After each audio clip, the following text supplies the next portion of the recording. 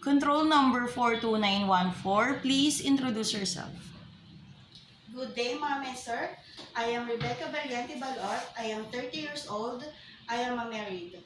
I have 2 kids. The elder one is 14 years old. She is a girl. And the youngest one is 11 years old. He is a boy. I have 2 sisters and I am the youngest. What is your educational attainment? I am high school graduate from Galban National High School, year 2010-2011, Why do you want to go to Hong Kong? for the future of my family and my 2 children. Have you been to any country before as an OFW? Yes, Madam, from Saudi Arabia for 2 years. Do you have experience of taking care of an old person? No, Madam. Do you have experience of taking care of a newly born babies and children? Yes, Madam. What can you do for babies and children? I will do to the infant baby. I will change the diaper.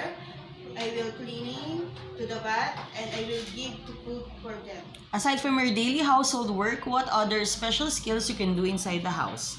I will clean the clothes, iron the clothes. I will clean all the house. I will cook. Describe yourself as an housemaid. I am responsible, honest, and hardworking. During misunderstanding of your employer, what do you do? I will apologize and say sorry when I am wrong. Describe your relationship with your past and present employer. How did they treat you? They have past relationship for my past employer.